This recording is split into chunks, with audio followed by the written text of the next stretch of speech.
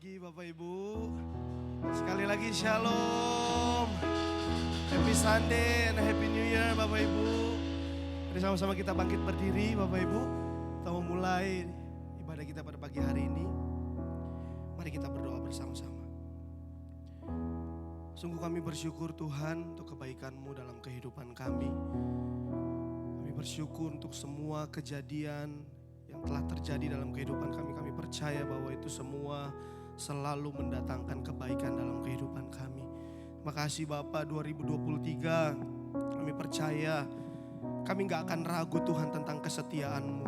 Kau terus menuntun kami, membimbing kami, mengajar kami untuk kami menjadi orang-orang yang luar biasa di tangan Tuhan. Terima kasih Bapak, kami berkumpul di tempat ini mau menaikkan setiap penyembahan kami, puji-pujian kami. Terimalah Tuhan. Biar kiranya penyembahan ini berbau harum di hadapan-Mu. Terima kasih Bapa dalam nama Yesus. Haleluya. Amin.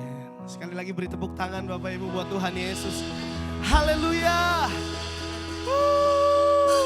Dengan-Mu Tuhan.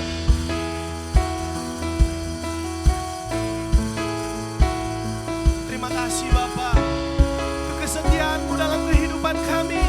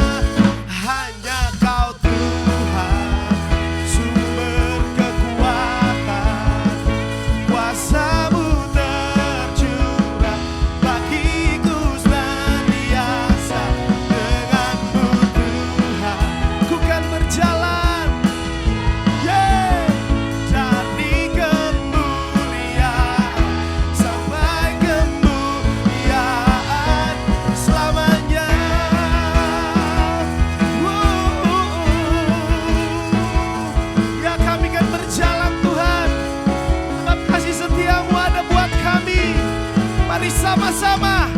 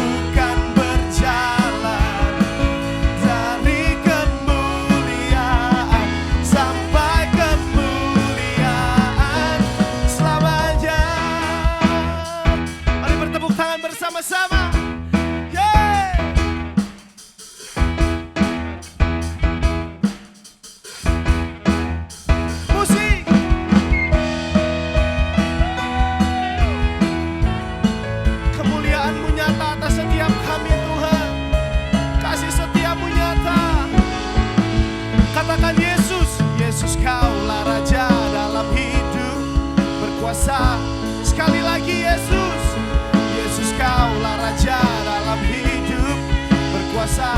Sekali lagi Yesus Kaulah Raja dalam hidupku, berkuasa berjaya selamanya. Hanya Kau Tuhan, sumber kekuatan, kuasa-Mu tercurah bagiku senantiasa. Dengan-Mu ku kan berjalan.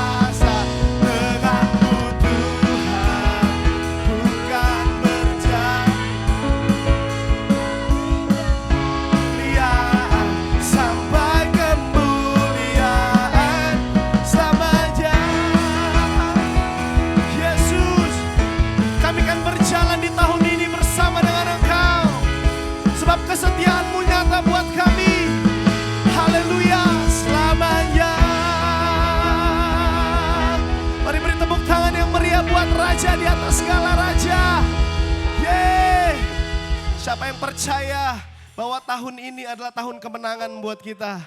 2023 kesetiaan Tuhan tidak perlu diuji Bapak Ibu. Dia tetap setia dulu, sekarang, sampai selama-lamanya. Sekali lagi beri tepuk tangan buat Tuhan kita. Haleluya. Kami akan bersorak bagi nama-Mu Tuhan.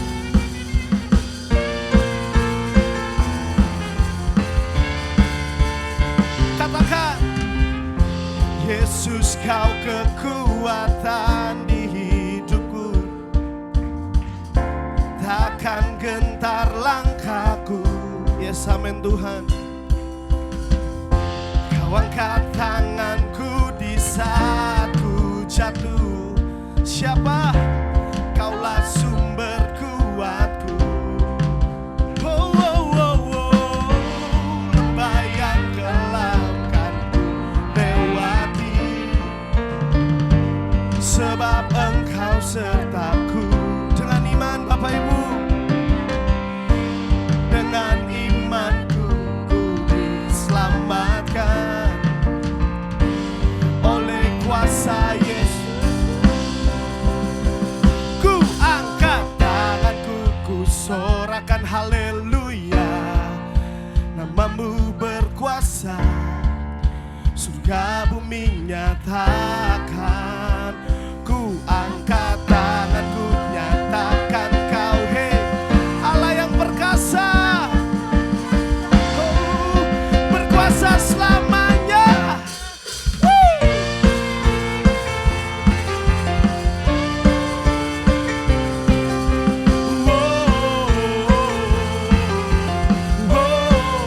Mari sama-sama jemaat Tuhan. Yesus Kau kekuatan di hidupku, takkan gentar langkahku. Kau angkat kami Tuhan, Kau angkat tanganku di saat ku jatuh. Kaulah sumber kuatku, lembah yang gelap kan ku lewati. Sebab Engkau katakan dengan iman, dengan imanku selamatkan. Oleh siapa Bapak Ibu? Oleh kuasa Yesus. 1, 2, 3, ku angkat tanganku, ku sorakan haleluya. Nama-Mu berkuasa, surga bumi,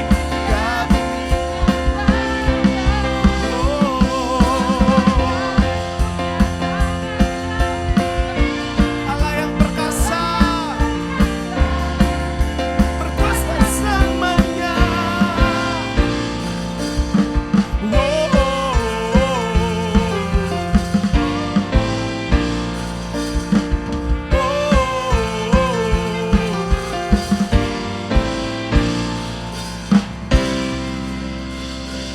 Ku angkat tanganku, ku sorakan haleluya.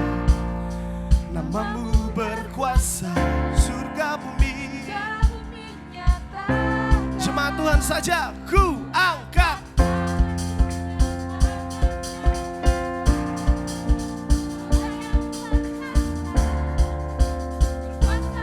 Sekali lagi, hey, ku angkat nama-Mu, surga bumi. Hey. Oh, ku angkat tanganku, nyatakan Kau. Mari angkat tangan kita. Allah yang perkasa, berkuasa selamanya. Hey, hey, ku angkat tanganku,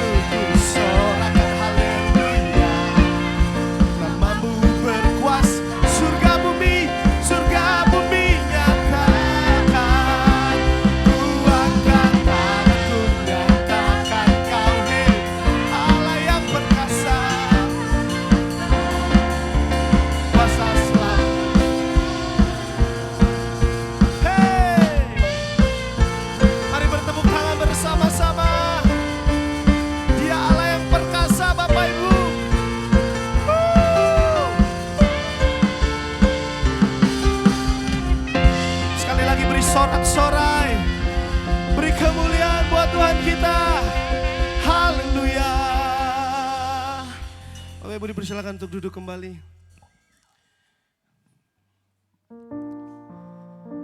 Amin. Terima kasih Bapak. Kami gak takut Tuhan, kami gak gentar. Sebab Tuhan beserta dengan kami. Tuhan sudah sangat cukup buat kami. Untuk kami menghadapi hari esok, untuk kami terus berjalan. Kami hanya butuh Engkau di sisi kami Tuhan. Sebab itu Tuhan, berjalanlah bersama-sama dengan kami. Roh Kudus, ambil alih seluruh kehidupan kami. Cara berpikir kami, cara bertindak, semua respon kami. Kami serahkan kepada kehendak-Mu ya Tuhan. Kami mau belajar Tuhan. Sebab kami tahu kunci kesuksesan, kemenangan apabila kami bergantung penuh di hadapan Tuhan. Kami akan menjadi murid sejati ketika kami bergantung penuh kepada Tuhan. Kehendak Tuhan, suka-sukanya Tuhan. Sebab kami percaya bahwa semua yang Tuhan kerjakan itu yang terbaik dalam kehidupan kami. Terima kasih Bapak. Hari Bapak Ibu, ungkapkan rasa syukur-Mu untuk Tuhan. Untuk semua yang Tuhan kerjakan. Bahkan yang belum Tuhan kerjakan. Mari naikkan rasa syukur-Mu di hadapan Tuhan. Terima kasih Bapak. Terima kasih Tuhan.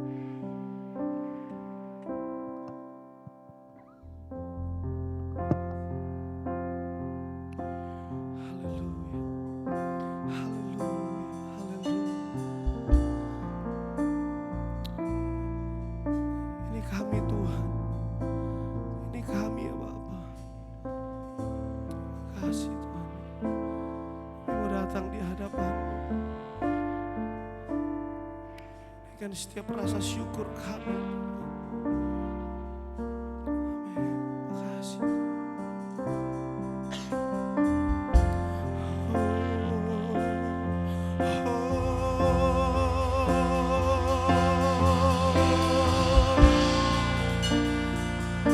Pujian dan syukur hanya bagi-Mu Tuhan.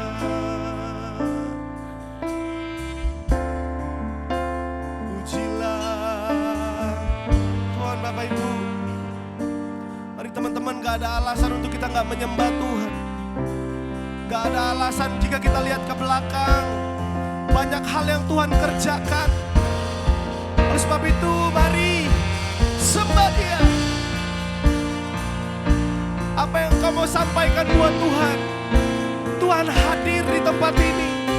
Dia ada di tempat ini. Mari Bapak Ibu, sembah Dia, puji Dia, agungkan Dia.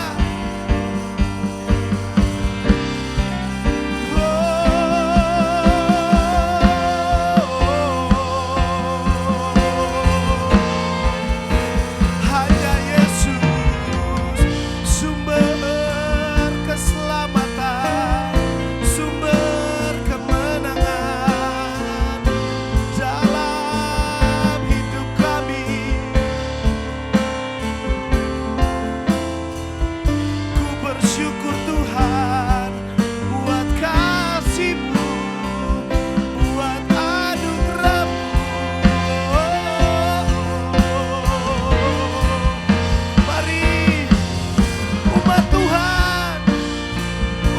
Rasa syukur-Mu buat Tuhan. Dia hadir di tengah-tengah kita. Haleluya, haleluya.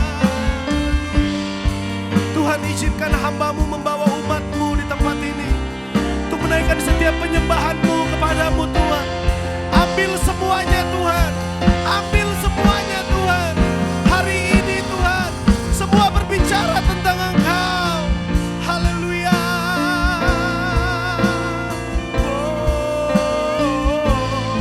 Dimuliakan Engkau, Raja di atas segala raja, Tuhan di atas segala Tuhan.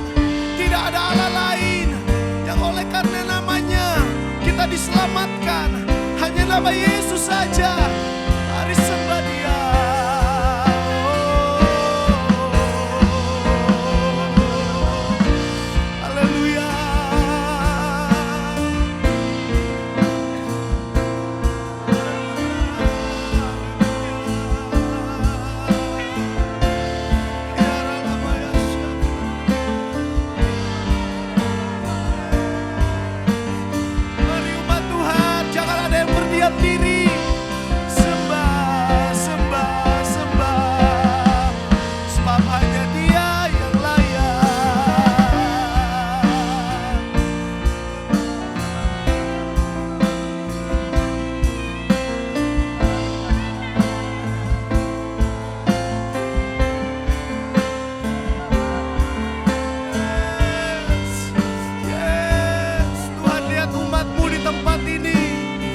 Tuhan, lihat umat-Mu di tempat ini. Haleluya, haleluya, haleluya.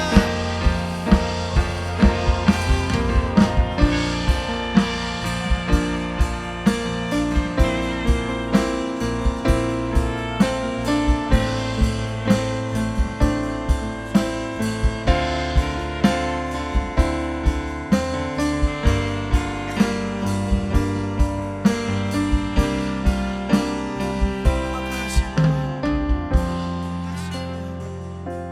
makasih,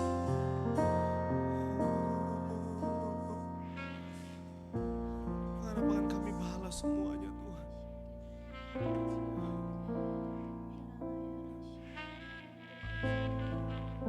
Harapan kami balas semuanya Tuhan.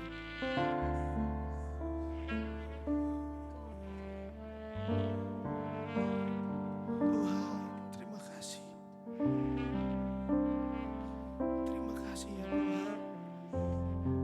Terima kasih Tuhan Yesus. Kalau Tuhan gak beserta kami, semua perjalanan kami akan sia-sia. Kalau Tuhan gak beserta dengan kami, pendidikan kami akan jatuh Tuhan. Kalau Tuhan gak beserta dengan kami, bisnis kami akan kacau Tuhan. Kalau Tuhan gak beserta dengan kami, keluarga kami gak akan harmonis Tuhan. Tuhan ajar kami mengerti bahwa semuanya cuma karena kasih karunia Tuhan.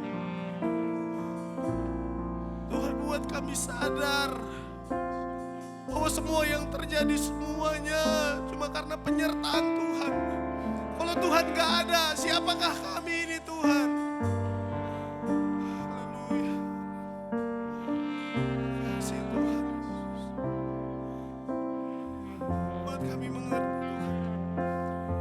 Buat kami mengerti sehingga ketika kami mengerti gak ada alasan untuk kami gak menyembah Tuhan. Gak ada alasan untuk kami gak mengucap syukur untuk semua tangan Tuhan yang hebat dalam kehidupan kami. Terima kasih Tuhan.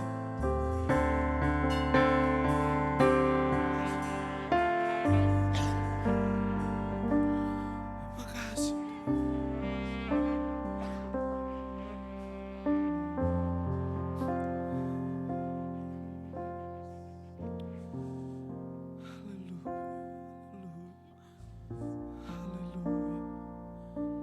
Haleluya. Haleluya. Haleluya. Dalam keheningan Tuhan mau hampiri kita. Terima kasih. Terima kasih Tuhan. Terus peluk kami, rangkul kami.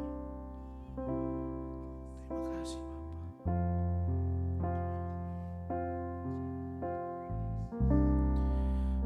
Bila Engkau tak besertaku,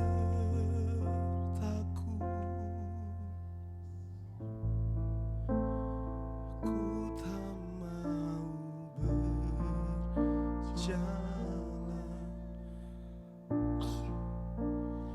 Ku perlu Tuhan, pimpin langkahku dengan kasih.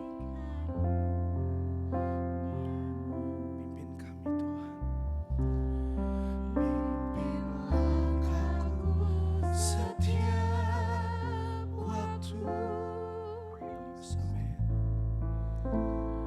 Berjalan dalam roh-Mu, nyatakan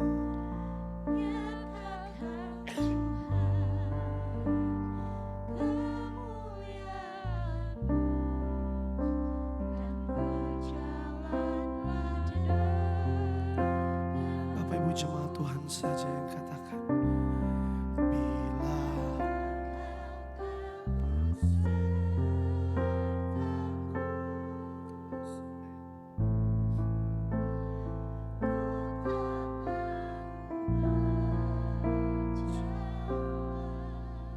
ku perlu Tuhan.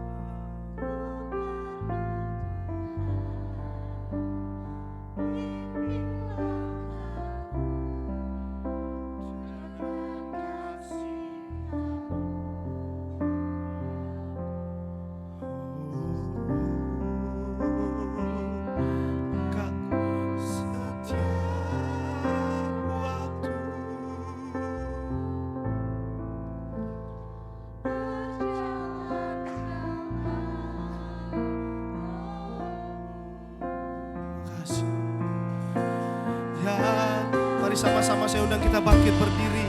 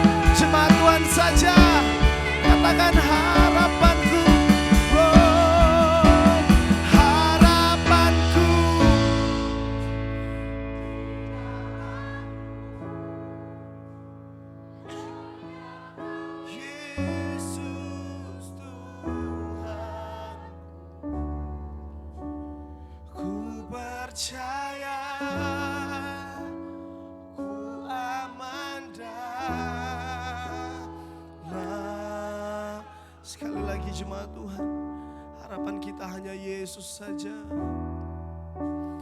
Harapanku di dalam-Mu, hanya Kau Yesus Tuhan. percaya Tuhan, ku aman dalam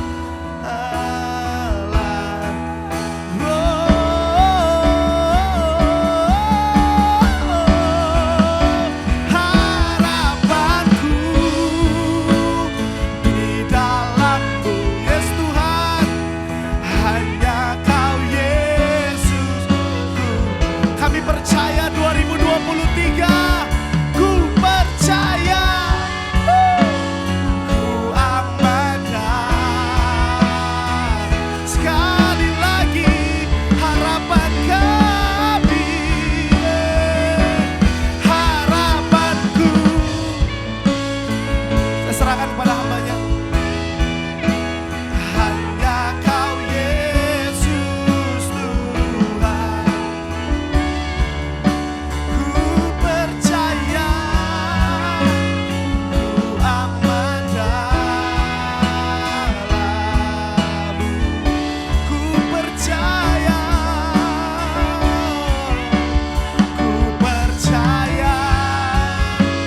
ku aman dalam-Mu, ku percaya oh, ku percaya ku aman dalam-Mu.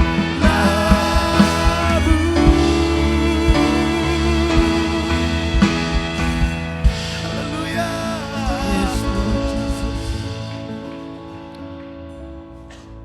Kami tahu bahwa satu-satunya tempat yang paling aman adalah di dalam Tuhan. Karena itu pagi ini kami teduhkan hati kami untuk terima berkat firman-Mu. Tuhan mengajar kami, Tuhan mendidik kami, Tuhan menuntun kami di jalan-jalan-Mu, jalan-jalan yang penuh dengan kemenangan. Terima kasih. Kami belajar untuk memiliki telinga seorang murid, hati seorang hamba. Supaya kami bukan hanya belajar mendengar, tapi kami juga belajar untuk melakukannya. Terima kasih.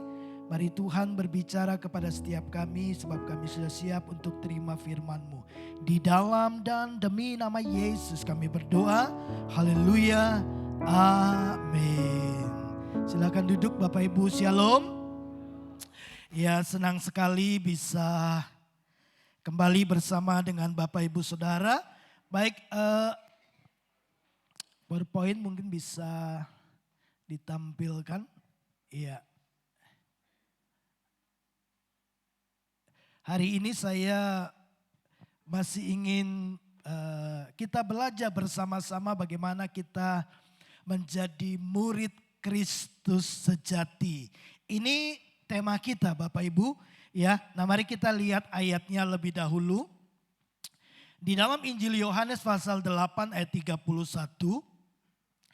Yesus berkata kepada orang-orang Yahudi yang percaya kepadanya, "Jikalau kamu tetap dalam firman-Ku, kamu benar-benar adalah murid-Ku, dan kamu murid akan mengetahui kebenaran, dan kebenaran itu akan memerdekakan kamu."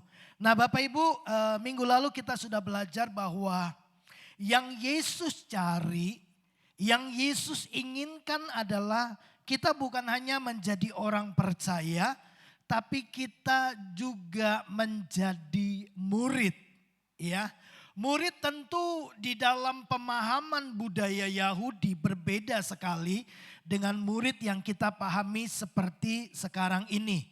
Ya, di dalam budaya Romawi, di dalam budaya Yunani, murid itu kemudian mengikuti seorang filsuf, ya, lalu belajar dari filsuf, belajar tentang kehidupan filsuf, dan kemudian mereka berkeinginan yang kuat untuk menjadi sama seperti filsuf. Nah, itu sebabnya murid-murid Kristus adalah pribadi-pribadi yang mengikut Yesus untuk belajar dari Yesus, belajar dari kehidupan Yesus, dan untuk menjadi sama seperti Yesus.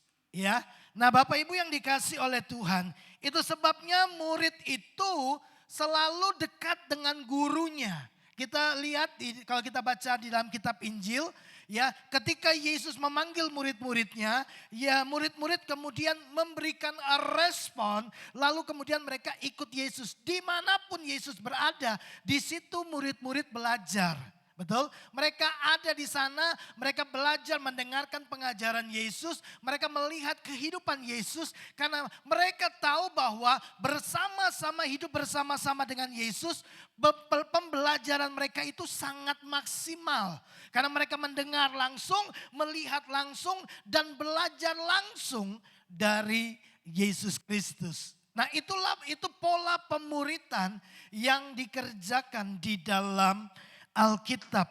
Nah, Bapak Ibu, jelas dari ayat ini kita lihat bahwa Yesus bukan hanya puas orang mengaku percaya kepada Dia. Lalu kemudian di kalimat selanjutnya Yesus menawarkan kepada orang-orang yang percaya supaya mereka apa? Menjadi murid Kristus. Nah, Bapak Ibu, kita ini banyak orang Kristen, banyak orang-orang percaya lebih suka disebut orang Kristen daripada disebut murid Kristus. Ya, di dalam Alkitab kata Kristen itu muncul cuma 3 kali. Ya, di dalam Perjanjian Baru kata Kristen dalam terjemahan King James Version itu cuma muncul 3 kali. Kalau dalam terjemahan bahasa Indonesia itu diterjemahkan kurang lebih 6 kali muncul. Ya.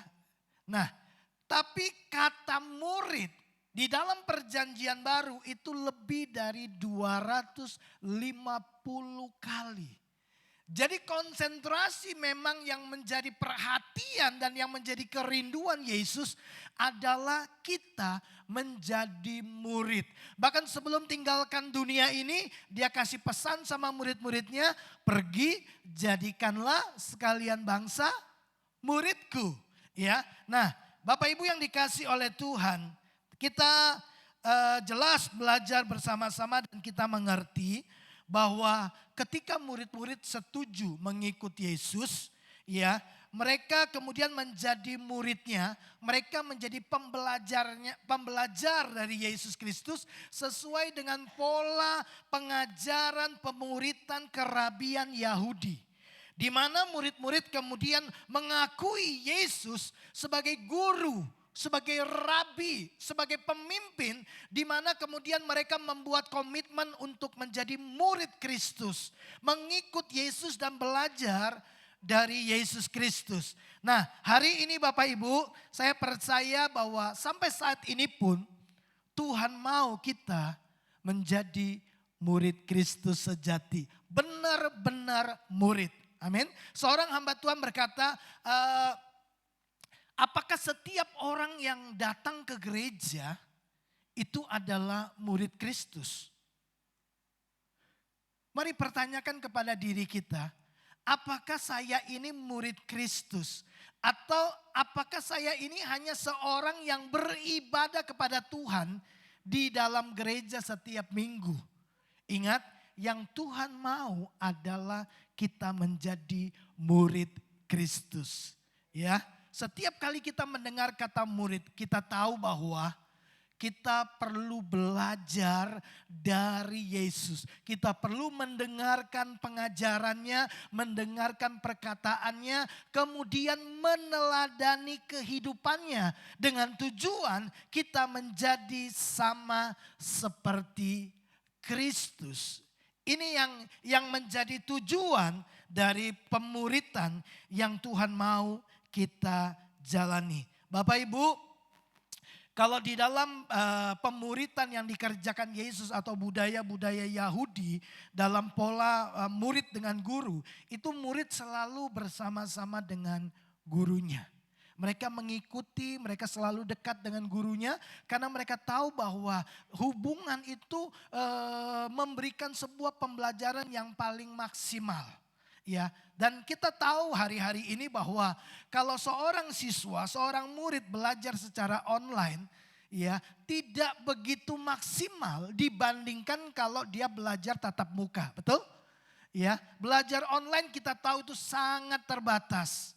Ya, Tapi belajar secara onsite tatap muka, kita bisa langsung berinteraksi dengan guru kita. Kita bisa melihat langsung, kita bisa bertanya langsung, dan banyak hal yang kita bisa pelajari ya secara langsung. Untuk mengenal lebih dekat ya seseorang itu jauh lebih baik kalau kita bertemu. Betul Bapak Ibu? Ya. Beda kalau kita mengenal seseorang lewat media sosial, lewat Facebook. Kita hanya mengenal permukaannya saja. Tapi kalau kita tinggal bersama, hidup bersama, kita akan mengenal luar dalamnya. Oke? Nah, Bapak Ibu, hari ini saya ingin menyodorkan beberapa hal untuk menjadi perhatian kita. Bagaimana kita kemudian menjadi murid Kristus yang sejati, benar-benar murid seperti yang Yesus harapkan. Ada beberapa hal yang harus kita penuhi untuk menjadi murid Kristus sejati. Dari ayat ini saya melihat ada sebuah tawaran yang Yesus sodorkan kepada orang-orang yang ada pada waktu itu untuk mereka menjadi murid sejati. Nah, tawaran untuk menjadi murid sejati itu datang kepada mereka yang pertama, yaitu mereka yang percaya. Ya, Bapak Ibu bisa lihat di kalimat yang pertama dari Yohanes 8 ayat 31 dikatakan, maka katanya kepada orang-orang Yahudi yang percaya kepadanya. Ya, Yesus secara langsung bicara kepada orang-orang Yahudi yang waktu itu mendengarkan dia di bait Allah. Yesus lagi mengajar di bait Allah dan mereka sedang mendengarkan Yesus. Lalu Yesus berkata kepada orang-orang Yahudi yang percaya. Jadi kalimat selanjutnya kita tahu bahwa Yesus berkata, kalau kamu tinggal dalam firman-Ku, kamu adalah benar-benar murid-Ku. Itu disampaikan kepada orang yang percaya. Jadi Bapak Ibu, hal yang pertama yang harus kita miliki kalau kita mau jadi murid Kristus adalah percaya. Karena apa? Kalau kita tidak percaya kepada seseorang, maka kita tidak mungkin akan mendengarkan dia. Betul? Kalau kita tidak percaya kepada seseorang, kita tidak mungkin mau belajar dari dia. Kita tidak mungkin mau mengikuti dia. Jadi percaya itu langkah awal yang paling penting untuk seorang murid. Ya, belajar dari seorang guru. Kalau dia tidak percaya, dia pasti tidak akan mendengarkan. Apalagi mentaati perintah dari sang guru. Nah, itu sebabnya hal yang pertama ketika Yesus tahu bahwa orang-orang Yahudi ini mendengarkan dia, berarti mereka percaya bahwa pengajarannya itu benar. Berarti mereka percaya apa yang Yesus ajarkan itu tidak bertentangan dengan hukum-hukum yang Tuhan sudah berikan kepada Israel. Makanya mereka mau mendengarkan Yesus. Nah, Bapak Ibu yang dikasih oleh Tuhan, tapi kita juga harus mengerti bahwa sesungguhnya Yesus tahu secara persis siapa yang percaya dan siapa yang tidak percaya. Tidak ada yang tersembunyi di hadapan Tuhan. Dia sangat tahu ini orang percaya sungguh-sungguh atau tidak. Ya, Yesus tahu, tapi yang luar biasa adalah sekalipun Yesus tahu bahwa ada yang tidak sungguh-sungguh percaya dan ada yang sungguh-sungguh percaya, Yesus tidak pernah menolak siapapun yang datang kepada dia. Yesus tetap melayani, Yesus tetap mengajar mereka. Nah, mari kita lihat satu kisah. Di dalam Yohanes pasal 6, beberapa pasal sebelum dari pasal 8 tadi, di pasal 6, kisah ini dimulai dari ketika 5.000 orang kemudian makan roti yang kemudian diberkati oleh Tuhan lalu terjadi mujizat. Yesus mengangkat 5 roti dan 2 ikan lalu mengucap syukur atasnya lalu kemudian dia bagikan kepada orang banyak. Nah, lalu kemudian Yesus mengajar mereka. Nah, saya mengutip beberapa ayat saja dari Yohanes pasal 6 ini. Bapak Ibu perhatikan Yohanes 6 ayat 63 sampai 66. Saya bacakan buat Bapak Ibu Saudara. Ya, beberapa mereka berkata pengajaran Yesus ini keras. Ya, Wah, bagaimana kita bisa mengikuti pengajaran yang keras seperti ini? Nah, Yesus meresponi itu dan dia menjawab, rohlah yang memberi hidup. Daging sama sekali tidak berguna. Perhatikan Yesus bilang, perkataan-perkataan yang kukatakan kepadamu adalah roh dan hidup. Ingat, murid itu tugasnya pembelajar. Murid berasal dari kata Yunani matetes, artinya pembelajar. Jadi makanya kita tahu bahwa tugas murid adalah belajar. Belajar dari siapa? Dari gurunya. Mendengarkan pengajaran gurunya. Mendengarkan perkataan gurunya. Dan Yesus kemudian mengajarkan banyak hal kepada murid-muridnya. Ya, dan dia berkata, perkataan yang aku sampaikan kepadamu adalah roh dan hidup. Ini bukan perkataan biasa, ini bukan pengajaran biasa, tapi firman yang mengandung kuasa. Karena ada kehidupan, ada roh di dalamnya. Oke? Ayat 64 perhatikan Bapak Ibu, tetapi di antaramu ada yang tidak percaya. Yesus berkata demikian. Sebab Yesus tahu dari semula siapa yang tidak percaya dan siapa yang akan menyerahkan dia. Ini Yesus bicara kepada banyak orang termasuk 12 murid. Ya. Jadi dari sekian banyak orang Yesus bilang gini, Yesus tahu siapa yang percaya dan siapa yang tidak percaya dan siapa yang akan menyerahkan dia. Oke? Ya. Lalu ia berkata, sebab itu telah kukatakan kepadamu, tidak ada seorang pun dapat datang kepadaku kalau Bapa tidak mengaruniakannya. Perhatikan Bapak Ibu, ayat 66. Mulai dari waktu itu banyak murid-muridnya mengundurkan diri dan tidak lagi mengikut dia. Bapak Ibu harus tahu bahwa seleksi kemudian dari seorang murid itu akan terlihat ketika kemudian kebenaran-kebenaran itu datang dalam hidup mereka. Lalu mereka harus melakukan kebenaran itu. Jadi murid pada waktu itu bukan hanya mendengar apa yang diajarkan gurunya. Tapi mereka punya kewajiban untuk melakukan semua pengajaran. Nanti kalau Bapak Ibu baca terus ya Injil Yohanes. Di pasal yang ke-9 Yesus berdialog dengan orang-orang Farisi. Ya. Bukan Yesus, tapi seorang yang disembuhkan oleh Yesus, orang yang buta sejak lahir, itu berdialog dengan orang-orang Farisi. Karena orang-orang Farisi tanya dia, loh kok kamu bisa sembuh? Loh Yesus yang sembuhkan saya. Gitu. Nah orang-orang Farisi bilang begini, Yesus itu bukan nabi. Kita nggak tahu Yesus itu dari mana. Lalu orang buta yang sejak lahir itu bilang begini, kalau kalian tidak tahu dia dari mana, lalu kenapa kalian menanyakan kepada saya? Jangan-jangan kamu mau jadi muridnya Yesus. Lalu orang-orang Farisi bilang begini, kamu mungkin muridnya Yesus, tapi kami adalah murid-murid Musa. Nah yang saya mau garis bawahi, waktu orang-orang Farisi berkata kami adalah murid-murid Musa, mereka itu adalah orang-orang yang betul-betul mentaati hukum-hukum Musa.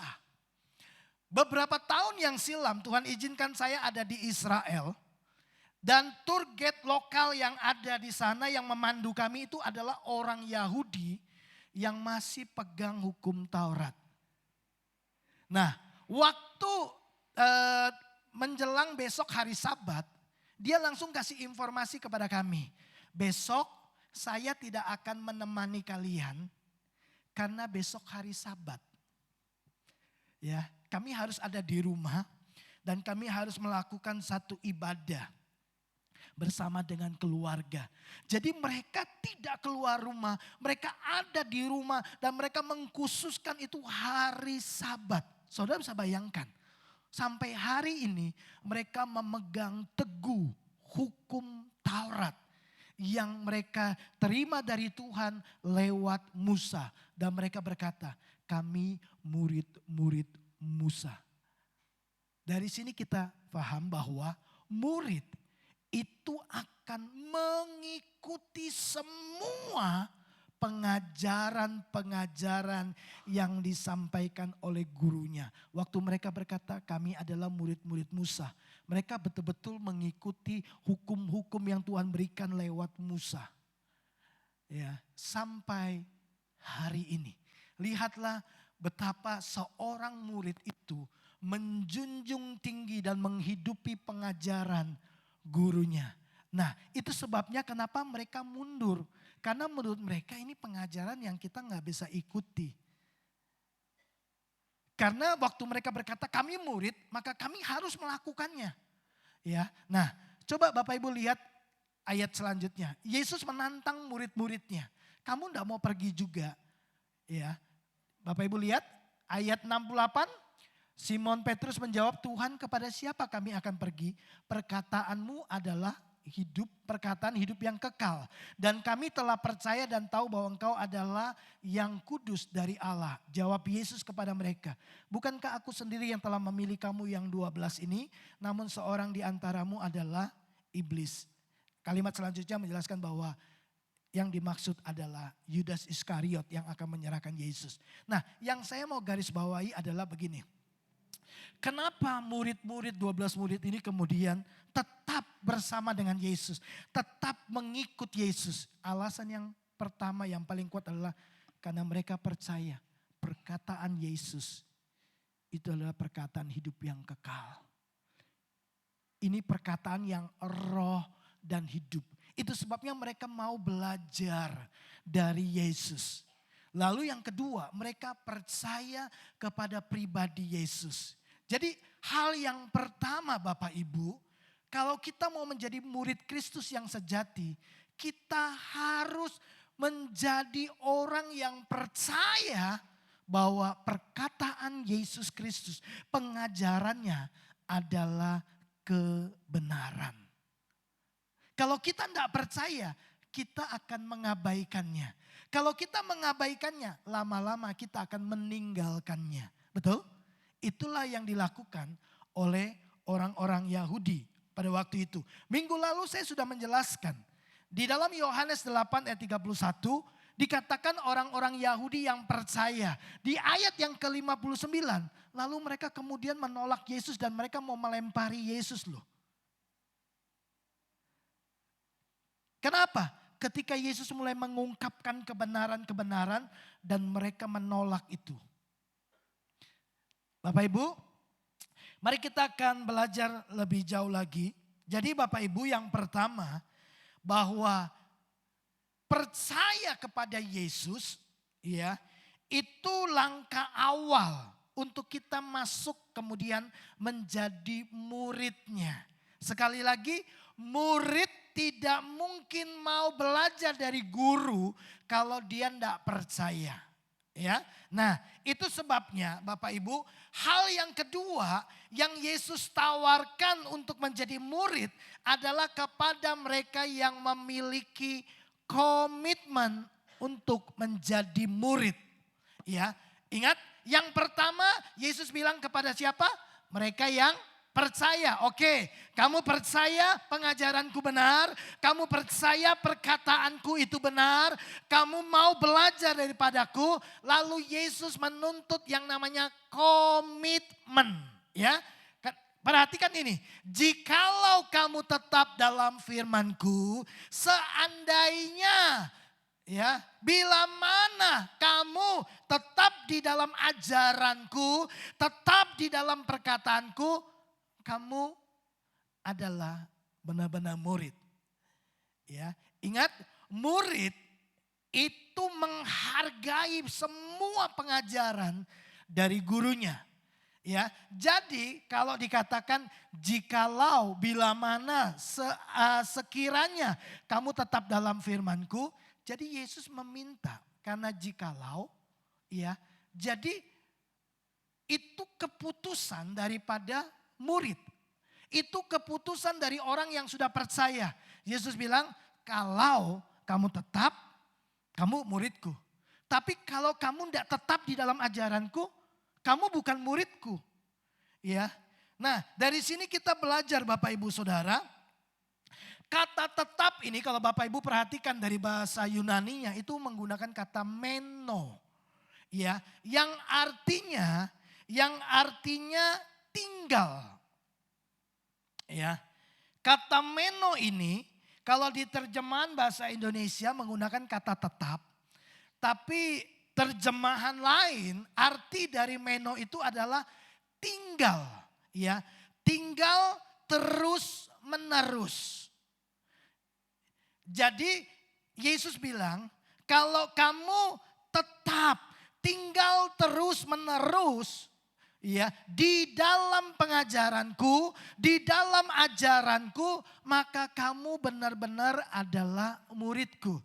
Tapi kalau kamu tidak tetap di dalam firmanku, kadang-kadang kamu dengarkan firmanku, kadang-kadang kamu lakukan perintahku, tapi kadang-kadang tidak, kamu bukan muridku. Bapak Ibu bisa nangkap? Jadi murid itu harus tetap hidup di dalam ajaran gurunya. Itu baru benar-benar murid. Ya, tidak bergeser. Tidak menyimpang dari pengajaran, tidak menyimpang dari firman yang Yesus sampaikan. Jadi ini persyaratan yang sangat-sangat kuat yang Yesus mau minta dari komitmen seorang murid. Kalau kamu mau jadi muridku, kamu tuh benar-benar muridku. Kalau kamu tetap tinggal terus menerus di dalam firmanku. Bukan sewaktu-waktu. Ya, bukan pada waktu keadaan menyenangkan kamu nurut. Ya, bukan pada waktu keadaan susah baru kamu cari aku. Tapi dalam semua area kehidupanmu, kamu harus memperhatikan, mendengarkan, dan menghidupi apa yang aku ajarkan. Yesus minta sebuah komitmen. Tapi kalau kamu tidak mau tetap dalam firmanku, ya tidak apa-apa. Tapi kamu bukan muridku. Kan gitu. Kalau kamu muridku, kamu harus tetap mengikuti ajaranku. Seorang murid kalau datang ke sekolah, kan ada peraturan-peraturan sekolah. Betul Bapak Ibu? Ya, waktu saya masuk SMA Negeri 1, misalkan gitu. Ya, maka bed di sini harus tulisannya SMA Negeri 1. Saya harus mengikuti aturan daripada sekolah. Pakai bajunya, pelajarannya, saya harus ikuti semua. Ya, saya nggak bisa bilang ini, saya murid SMA Negeri 1 Tegal. Tapi kemudian saya tidak datang ke sekolah. Saya belajarnya di SMA 2. Lalu saya bilang ini, saya murid SMA Negeri 1. Kira-kira apakah guru yang ada di sekolah itu mengakui saya sebagai murid SMA Negeri 1? Hanya karena saya pasang label ini? Hanya karena saya ngaku-ngaku? Tapi saya tidak mengikuti pelajaran di SMA Negeri 1. Saya tidak mematuhi aturan-aturan yang ada di SMA Negeri 1. Saya nggak akan diakui sebagai murid. Setuju Bapak Ibu? Karena saya tidak belajar di situ. Saya tidak mengikuti aturan di situ. Nah sama Yesus bilang, kalau kamu tidak tinggal dalam pengajaranku, menghidupi ajaranku, ya kamu bukan muridku.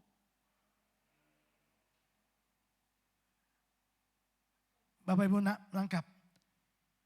Kalau kita mengaku bahwa saya adalah murid saya murid balet, saya belajar balet misalkan gitu. Tapi yang Bapak Ibu pelajari adalah dance ya, atau tarian cacah gitu. Ya. Lalu waktu orang melihat Bapak Ibu menari. Waktu Bapak Ibu kemudian menari tarian dance gitu. Apakah orang akan mempercayai bahwa Bapak Ibu adalah murid balet, penari balet? Enggak kan? Nah sama. Orang itu bisa lihat ini murid Kristus atau bukan. Ya.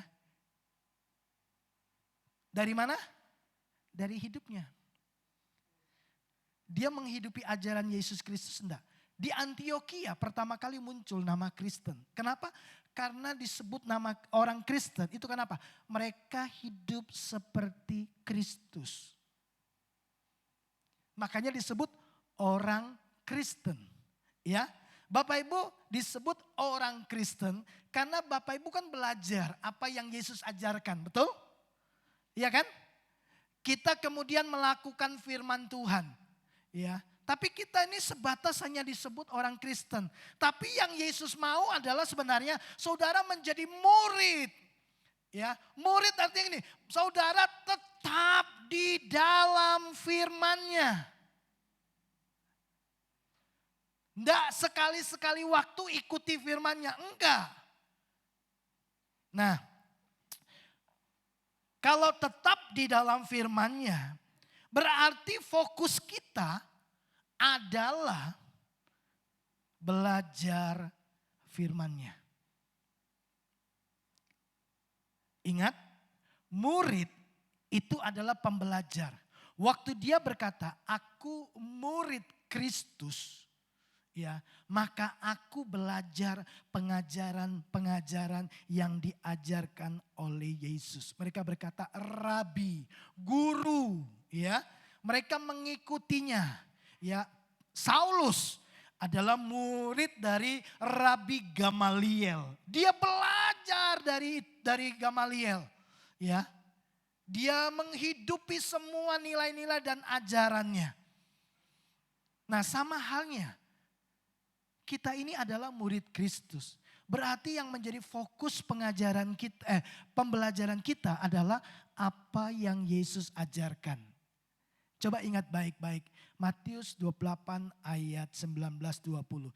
Jadikan sekalian bangsa muridku. Ya, kalimat-kalimat selanjutnya, dan ajarlah mereka. Kenapa? Karena murid tugasnya belajar. Betul? Yesus ngomongnya kepada siapa?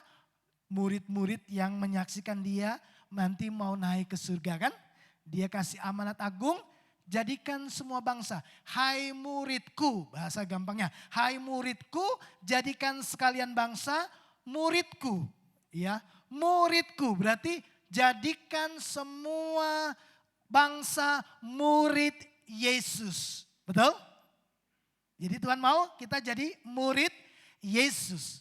Ya, bahwa kita benar-benar adalah murid Yesus waktu kita tinggal tetap di dalam firman-Nya. Kalau kita enggak tinggal tetap, berarti kita bukan benar-benar murid Kristus. Murid Kristus harus tinggal tetap di dalam pengajaran Tuhan. Kalimat selanjutnya dari amanat agung, dan ajarlah mereka melakukan apa yang telah kuperintahkan. Jadi murid-murid Yesus diminta jadikan semua bangsa muridnya, ajar mereka apa? Apa yang Yesus ajarkan. Karena murid harus tetap tinggal di dalam ajaran-ajaran Yesus Kristus. Nah Bapak Ibu, jadi murid itu dia benar-benar mendengarkan apa yang Yesus ajarkan, ya. Dia kemudian belajar juga mempraktekkan apa yang dia sudah pelajari. Nah, seorang murid Kristus sejati, yang pertama, dia harus belajar mendengarkan terus menerus. Ingat tadi kata tetap itu artinya tinggal terus menerus di dalam ajaran Tuhan. Ya, tetap tidak bergeser, selalu ada di sana. Selalu ada di dalam pengajaran Tuhan, selalu ada di dalam firman-Nya. Jadi semua kehidupan kita itu dipandu oleh firman Tuhan. Nah, saya mau supaya Bapak Ibu mengerti waktu kita menyadari bahwa saya tuh sebenarnya dipanggil untuk menjadi murid. Murid itu belajar mendengarkan apa yang diajarkan oleh Yesus. Belajar untuk mengenal siapa guru. Lalu kemudian mempraktekkan apa yang guru saya ajarkan. Ya, ini hal yang pertama Bapak Ibu. Ya, bahwa kita menjadi murid Kristus sejati itu adalah kita sedang belajar mendengarkan terus-menerus perkataan dan pengajaran Tuhan Yesus Kristus.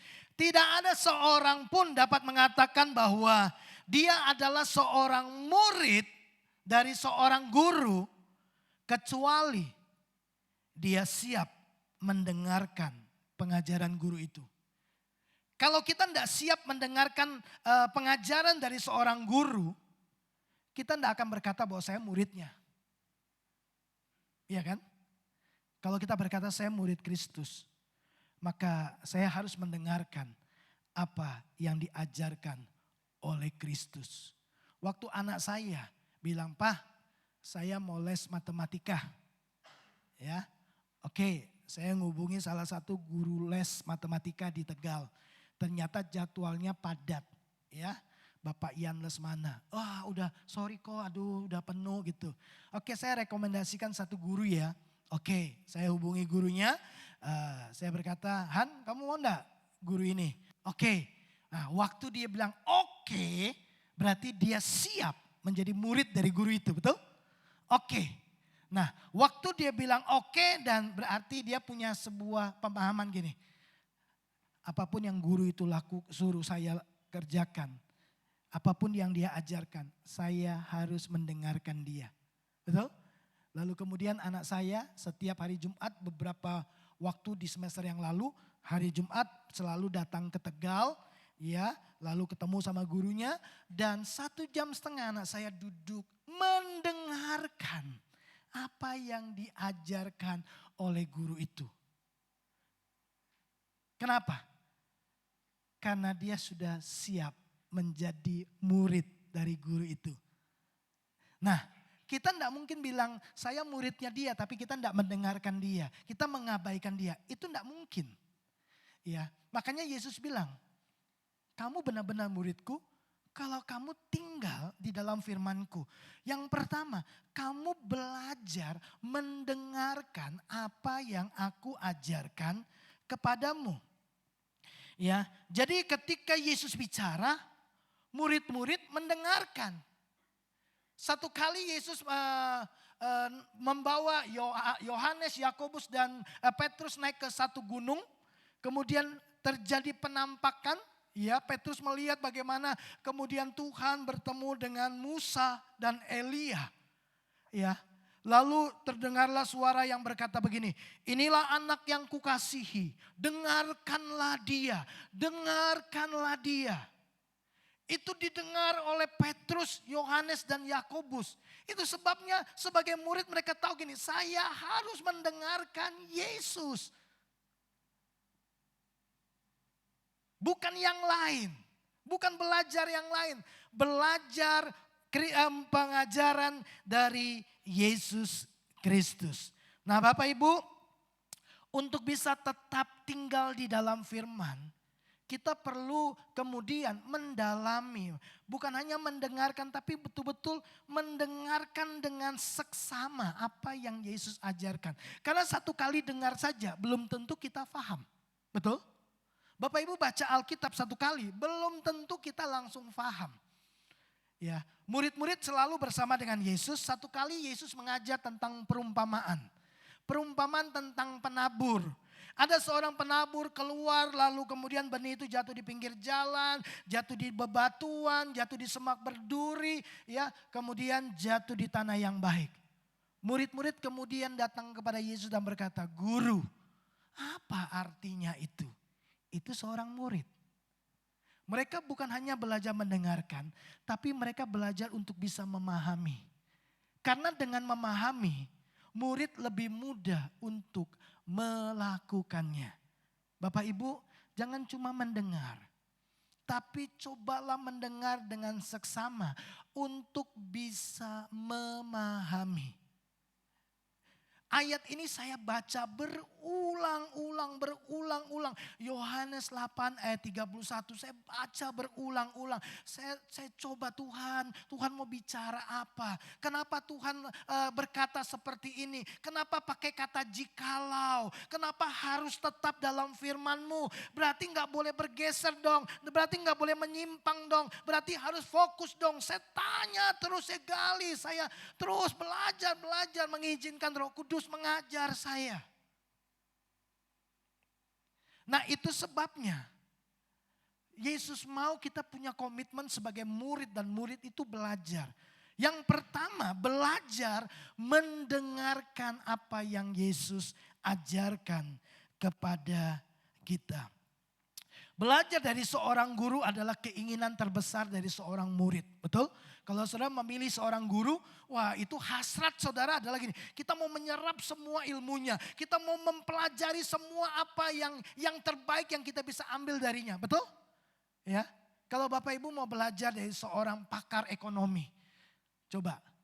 Apa hasrat terbesar keinginan yang terbesar dari harapan Bapak Ibu saudara mau menjadi muridnya? Yuk, kita mau menimba semua pengetahuannya kan? Kita kemudian mendengarkan dengan cermat apa yang dia ajarkan. Betul? Apalagi kalau itu bayar. Ya enggak? Kita mendengarkan dengan penuh perhatian. Itu murid. Nah, yang kedua Bapak Ibu, murid itu belajar melakukan terus-menerus perkataan daripada Tuhan Yesus Kristus. Yang kedua, murid sejati. Ya, kenapa harus tetap di dalam firman-Ku? Supaya waktu kita belajar kita mengerti. Karena Yesus mau kita bukan belajar untuk tahu, tapi belajar untuk melakukan. Ya. Karena belajar untuk tahu itu hanya membawa kita pada kesombongan. Paulus bilang pengetahuan itu bikin orang sombong. Ya, tapi waktu kita melakukan, kita sedang merefleksikan kebenaran itu, kemudian memunculkan kualitas-kualitas Tuhan. Karakter-karakter Kristus terbentuk dalam hidup kita. Nah, yang kedua itu belajar melakukan apa yang Yesus ajarkan kepada kita terus menerus. Ingat kata tetap itu berarti terus menerus. Selalu ada di situ. Nah, Bapak Ibu, tidak ada seorang pun dapat benar-benar menyebut dirinya murid Yesus jika dia tidak mau mentaatinya. Murid adalah orang yang benar-benar mendengarkan, belajar mendengarkan, lalu kemudian dia mempraktekkan apa yang dia pelajari. Coba Bapak Ibu pikirkan ini, bagi seorang murid, ketaatan bukanlah pilihan. Coba renungkan sejenak. Bagi seorang murid, kepatuhan, ketaatan bukan pilihan. Saya ini masih murid, lagi belajar. Ya Bapak Ibu, ya saya lagi ambil S2. Nah profesor saya begitu awal semester langsung kasih silabus. Ya, pelajaran-pelajaran setiap minggu. Semester yang lalu setiap minggu baca satu buku. Ya. Kadang-kadang 365 halaman, kadang-kadang 700. Dan itu kemudian saya harus membuat resume. Ya, kesimpulan dari buku itu dalam satu halaman. Setiap minggu Bapak Ibu. Wah, waktu tahu gini Pak, ya itu kan perintah.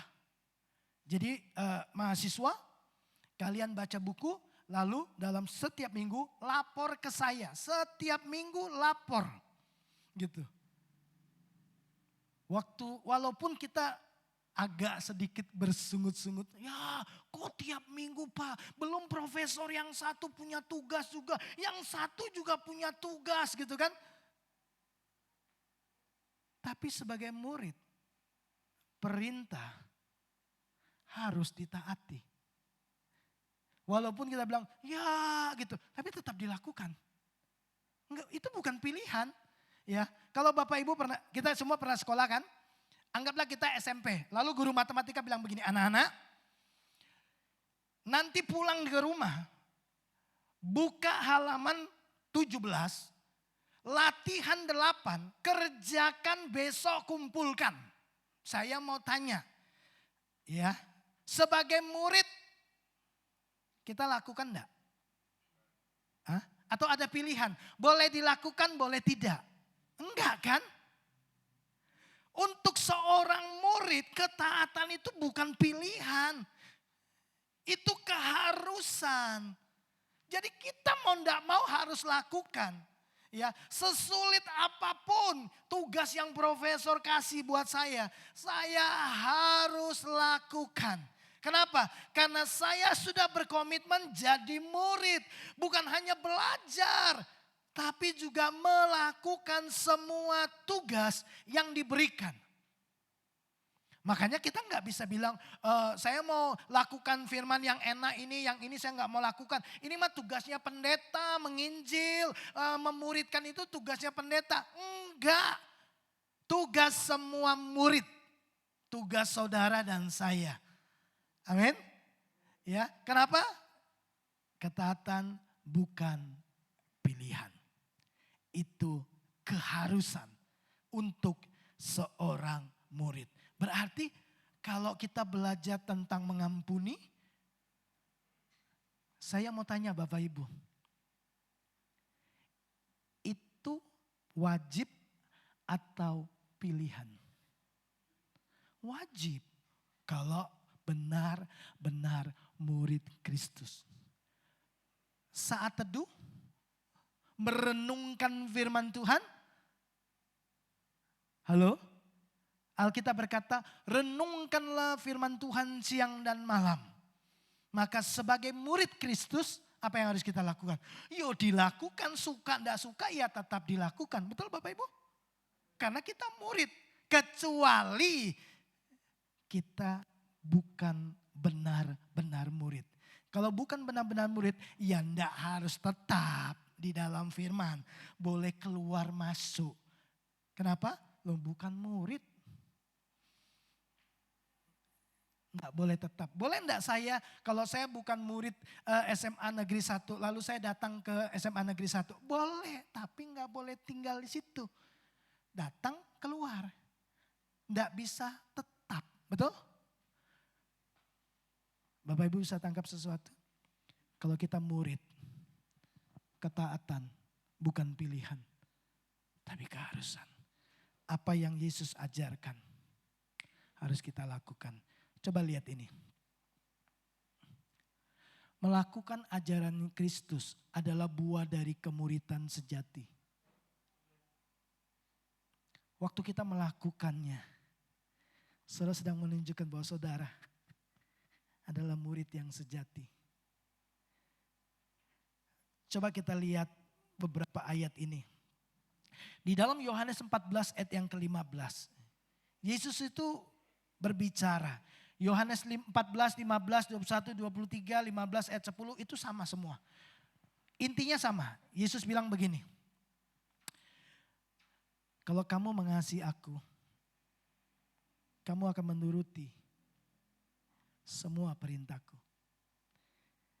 Jadi waktu kita mengerjakan apa yang Yesus perintahkan, waktu kita melakukan, mentaati ajaran daripada Yesus Kristus, itu bukti cintamu kepadanya.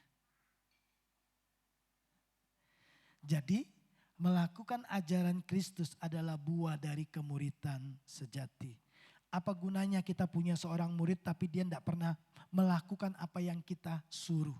Betul? Kalau Bapak Ibu adalah guru les semua. Lalu ada yang anak yang datang gini, saya mau belajar les sama Pak Guru. Oke, nanti besok kamu datang bawa buku ya. Terus dia datang dia tidak bawa buku gitu kan. Ya.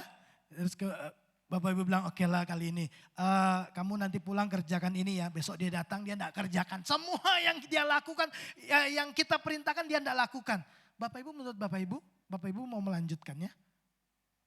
Kita akan pasti bilang gini, kamu tuh tidak niat belajar. Kamu gak bisa jadi murid di sini. Karena semua yang disuruh kamu gak lakukan. Terus kamu maunya apa?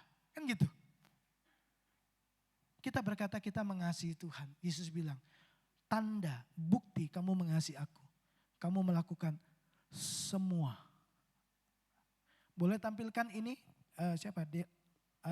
Ega? Satu ayat saja, Yohanes 14 ayat 15 saja. Boleh keluar sebentar, kita akan lihat ayat ini. Yohanes 14 ayat yang ke-15.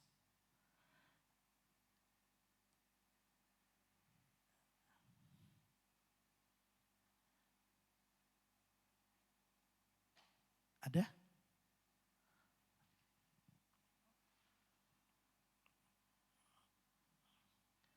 Oke. Bapak Ibu perhatikan. Jikalau kamu mengasihi aku, kamu akan menuruti segala perintahku. Semua ajaranku. Itu tandanya bahwa kita muridnya. Karena kita tetap di dalam waktu kita melakukan. Ya, bukan hanya belajar untuk tahu, tapi belajar untuk melakukan. Nah, oke, kembali. Bapak Ibu, perhatikan kembali di dalam Yohanes 8 ayat 31. Bapak Ibu coba perhatikan. Kalau kamu tetap di dalam firmanku, kamu benar-benar muridku. Ingat, murid tugasnya belajar. Dan kamu akan mengetahui kebenaran. Dan kebenaran itu akan memerdekakan kamu. Jadi manfaat kita ini tinggal tetap di dalam firman. Belajar dan mendengarkan firman. Bapak Ibu akan dimerdekakan. Berarti Bapak Ibu di dalam hidup kita itu banyak ikatan-ikatan yang perlu dibebaskan. Ikatan-ikatan apa? Nilai-nilai, prinsip, paradigma, pemahaman, ya, nilai-nilai apa? Budaya, ya, pengajaran-pengajaran dari leluhur kita. Contoh Bapak Ibu, ya. Jadi sebenarnya waktu kita belajar firman, firman itu waktu kita kemudian mengenal dan mengetahui kebenaran, kebenaran itu memerdekakan kita. Kebenaran itu memerdekakan kita kalau kita melakukannya. Saya kasih contoh yang paling sederhana. Kita sejak kecil juga belajar di sekolah satu pemahaman yang mengajarkan begini. Hemat pangkal kaya. Bapak Ibu percaya itu? Saya dari kecil diajari itu. Kalau mau kaya mesti hemat. Nabung, jangan boros. Enggak penting uang jangan dikeluarkan. Simpan. Ya, untuk kamu di masa depan gitu. Ya secara nalar kan benar Bapak Ibu. Betul enggak? Bahwa hemat pangkal kaya. Kenapa? Karena kita simpan terus. Enggak keluar. Makin hemat makin banyak yang tersimpan. Setuju? Ya kan? Tapi waktu kita membaca di dalam Amsal 11 ayat 24. Waktu kita merenungkan pengajaran firman Tuhan. Ada yang menyebar harta tetapi bertambah kaya. Ada yang menghemat secara luar biasa namun selalu berkekurangan. Loh, nabrak kan Bapak Ibu? Ada yang menghemat luar biasa tapi selalu berkekurangan. Waktu itu nabrak di pikiran kita. Disitulah kita belajar berkomitmen untuk kemudian belajar mempercayai kebenaran firman Tuhan. Bahwa perkataanmu adalah roh dan hidup. Saya orang yang sangat hemat Bapak Ibu. Karena dididik dari kecil. Karena lahir dari keluarga yang miskin. Jadi sangat hemat gitu. Enggak penting enggak keluar. Ya, kalaupun itu penting saya tanya lagi, haruskah gitu. Ya, kalau enggak harus saya enggak keluar. Ya. Tapi waktu saya terus belajar firman, terlebih diberkati memberi daripada menerima. Terlebih diberkati memberi daripada menerima. Tuhan, tolong supaya saya belajar murah hati. Sekarang sudah jauh lebih baik Bapak Ibu. Ya. Kenapa? Karena saya berkomitmen untuk menghidupi kebenaran firman Tuhan. Bahkan ketika kebenaran firman Tuhan datang dalam 2 Korintus pasal 9. Ada roti untuk dimakan, ada benih untuk ditabur. Tuhan yang menyediakan benih bagi penabur. Tuhan juga yang akan menyediakan benih bagimu dan melipat gandakannya dan menumbuhkan buah-buah kebenarannya. Waktu saya dapat ayat itu, saya sudah enggak banyak pikir. Ini firman Tuhan, lakukan. Bersepakat dengan istri, lakukan. Karena apa? Murid itu bukan cuma belajar untuk tahu. Sekalipun kadang-kadang enggak ngerti. Tapi karena firman, saya mau lakukan. Kenapa? Karena saya percaya, ingat dasarnya, percaya bahwa perkataan Tuhan itu roh dan hidup. Percaya bahwa firman Tuhan tidak mungkin gagal. Percaya bahwa firman Tuhan pasti terlaksana. Jadi saya pegang firman Tuhan sebagai seorang murid. Nah, waktu saya mulai mengerjakan kebenaran, kebenaran itu memerdekakan saya dari pelit itu Bapak Ibu. Kemudian berangsur-angsur kemudian menjadi pribadi yang belajar memberi, belajar melepaskan hak saya, belajar terus. Karena kehidupan ini orang Kristen kan belajar. Belajar melepaskan pengampunan, belajar melepaskan hak saya, belajar melepaskan apa yang menjadi keinginan saya, belajar terus melepaskan. Memberi. Nah, Bapak Ibu, saya mau dengan cepat. Rick Warren bilang begini, kenapa melakukan firman Tuhan itu butuh kerja keras? Tantangan terberat seorang murid kan prakteknya, betul enggak Bapak Ibu? Kita udah banyak dengar firman kan, tantangan paling berat buat kita kan adalah melakukannya, betul?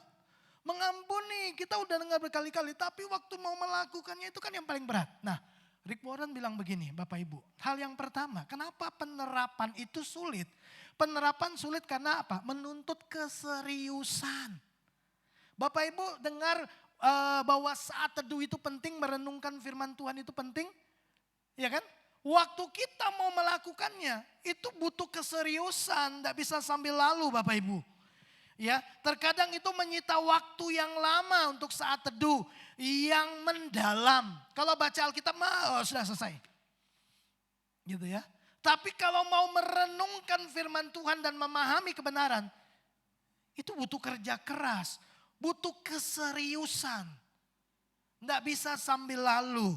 Ya, banyak godaan dan kekuatan yang mencoba membujuk kita untuk membuyarkan konsentrasi kita. Yang kedua, penerapan itu sulit karena setan selalu mencoba untuk menggagalkannya. Setan akan terus berupaya. Tidak apa-apa dengar firman, tidak apa-apa. Tapi jangan lakukan firman. Kenapa? Kalau kau lakukan firman, kau sedang membangun sebuah kehidupan yang punya dasar yang kuat yang akan tahan goncangan. Dengar firman, tidak apa-apa. Setan senang kalian dengar firman. Tapi jangan lakukan. Pokoknya jangan lakukan saja. Ya, kalau kalian coba lakukan, dia akan kasih hambatan. Dia akan kasih tekanan. Supaya apa? Tidak melakukan firman Tuhan. Ya, kenapa? Waktu kita melakukan firman Tuhan, Yesus bilang apa? Mereka yang mendengar firman dan yang melakukannya. Mereka itu seumpama orang yang menggali tanah dalam-dalam, meletakkan dasar batu di dalamnya, lalu membangun rumah di atasnya. Datang hujan, banjir, angin ribut, tetap kokoh. Apakah setan tidak tahu? Tahu. Karena selanjutnya Yesus bilang, mereka yang mendengar firman tapi tidak melakukannya, itu seperti orang yang membangun rumah di atas pasir. Datang hujan, banjir, angin besar, roboh dan besar kerusakannya. Setan bilang kalau nggak lakukan firman, berarti gampang dihancurkan. Jadi supaya gampang dihancurkan, ini upaya setan. Dia mencoba membuat saudara gagal di dalam penerapan firman Tuhan. Baca firman Tuhan, gak apa-apa. Mau saat teduh, enggak apa-apa. Apalagi Mau belajar firman Tuhan? Tidak apa-apa.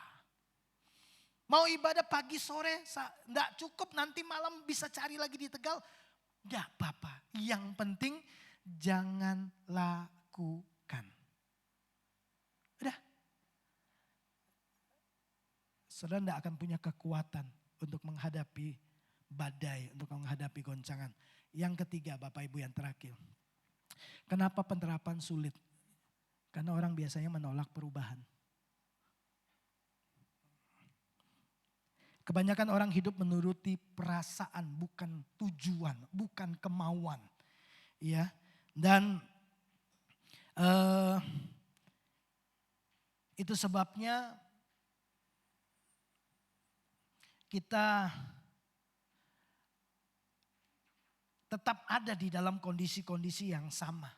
Ya, orang itu bukan tidak suka perubahan, semua orang suka perubahan. Betul? Semua orang menginginkan perubahan. Tapi persoalannya adalah kita tidak mau diubah. Kita menginginkan perubahan, tapi kita tidak siap diubah. Kita nyaman dengan keadaan kita. Ya, kita diajar. Yuk, beberapa bulan yang lalu kita belajar tentang keuangan yang merdeka. Iya kan? Keuangan prinsip kerajaan surga. Apakah kita sudah menghidupinya? Apakah kita mengelola dengan baik? Apakah kita menerima dengan baik? Apakah kita memberi dengan baik? Atau kita masih punya prinsip hemat? Ya, ngapain kasih orang, kita sendiri butuh? Bagaimana dengan perpuluhan? Bagaimana dengan pemberian sukacita? Bagaimana dengan benih, menabur dan lain sebagainya? Nggak gampang Bapak Ibu, kita butuh kasih karunia Tuhan. Ya, saya berdoa supaya setiap kita oleh anugerah Tuhan menjadi murid yang belajar bukan hanya untuk tahu, tapi belajar untuk melakukan. Ya, ingat, kekristenan itu tidak dibangun di atas dasar perasaan. Perasaan kita bukan tolak ukur kebenaran. Karena perasaan itu pergi dan datang. Ya. Seseorang melakukan firman Tuhan karena dia menyadari bahwa hal itu benar dan berkenan kepada Tuhan. Itu saja. Bagi saya. Seseorang melakukan firman Tuhan karena dia menyadari bahwa hal itu benar dan itu berkenan kepada Tuhan. Saya mengajak Bapak Ibu Saudara, dengar ini baik-baik. Bagi seorang murid, ketaatan bukanlah pilihan. Yesus bilang begini, kalau kamu ingin dimerdekakan, kamu harus tahu kebenaran. Kalau kamu mau tahu kebenaran, kamu harus belajar kebenaran. Kalau kamu mau belajar kebenaran, kamu harus menjadi murid. Dan murid harus tinggal tetap di dalam kebenaran. Kalau dibolak-balik, ya seperti kita ingin mengalami perubahan dalam hidup kita. Kita dimerdekakan dari semua hal-hal yang membuat kita mengalami kesulitan. Kalau kita ingin dimerdekakan, kita harus tahu kebenarannya. Selama kita nggak tahu kebenaran, maka kita hidup di dalam masalah. Betul? Masalah itu memberi kepada kita tanda bahwa kita sedang menghadapi atau menjalani sesuatu yang salah. Karena salah, makanya muncul masalah. Kalau benar, tidak mungkin ada masalah. Benar? Ya, Bapak Ibu tutup pintu dengan benar. Iya, Bapak Ibu bisa kunci. Tapi kalau Bapak Ibu tutup salah, tidak mungkin bisa dikunci. Betul? Jadi masalah datang dalam hidup kita, itu memberitahu kepada kita, ada yang salah. Nah, untuk mengetahui apa yang salah, harus tahu yang benar. Makanya, supaya kita dimerdekakan, kita harus tahu kebenaran. Untuk tahu kebenaran, Yesus bilang, kamu harus jadi murid. Tinggal di dalam kebenaran. Murid belajar mendengarkan terus-menerus apa yang Yesus ajarkan. Murid belajar melakukan terus-menerus apa yang Yesus ajarkan. Itulah menunjukkan bahwa kita adalah murid Kristus sejati. Kiranya Tuhan menolong setiap kita untuk sungguh-sungguh kita menjadi murid Kristus sejati. Yuk, mari sama-sama kita datang kepada Tuhan, kita merendahkan hati kita bersama, kita berdoa. Tuhan, kalau Engkau mencari murid, temukan kami bukan hanya orang-orang yang mengaku diri sebagai orang-orang yang percaya kepadamu. Kami mau melangkah selangkah lebih maju, menjadi murid-murid Kristus, benar-benar murid. Kami mau tinggal tetap di dalam firman, tidak keluar dari firman. Yang menjadi fokus kami adalah belajar firman, belajar melakukan firman. Bukan hanya belajar mendengarkan untuk kami memahami, tapi untuk kami melakukannya. Waktu kami melakukannya akan membuat kami lebih mudah untuk mengajarkannya. Karena apa yang kami pahami, apa yang kami lakukan, itu kemudian menjadi gaya hidup kami. Sehingga itu memudahkan kami mengajar kepada orang-orang lain. Menjadi murid yang menghasilkan murid. Menjadi murid yang memuridkan orang lain. Mengajar mereka melakukan apa yang Yesus sudah ajarkan kepada kami. Hamba-Mu berdoa, Bapa, biar setiap kami yang mendengarkan firman Tuhan pagi ini, kami punya komitmen menjadi seorang murid Kristus sejati. Tetap di dalam firman-Mu, belajar mendengarkan, belajar melakukan, dan belajar mengajarkannya kepada orang lain. Berkat Tuhan ada atas setiap kami. Bagi Tuhan segala kemuliaan, di dalam nama Yesus kami berdoa. Amin. Baik Bapak Ibu, mari kita bangkit berdiri bersama-sama. Kita akan akhiri pertemuan ibadah kita pagi hari ini.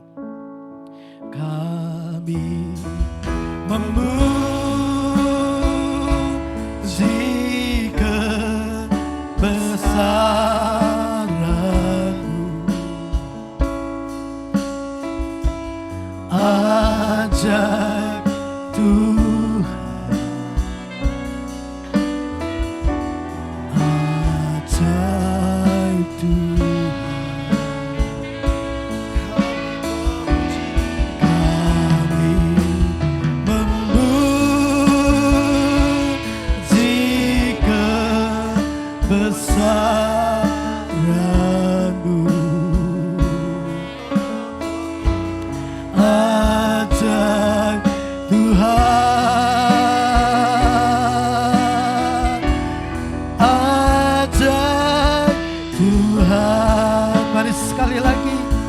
Kami memuji-Mu,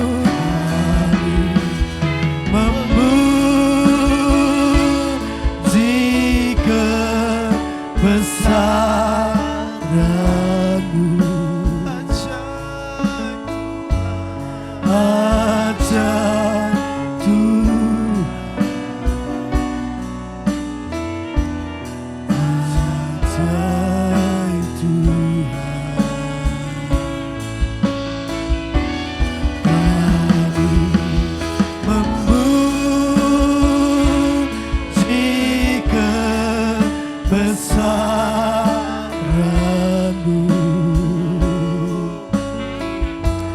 ajaib Tuhan.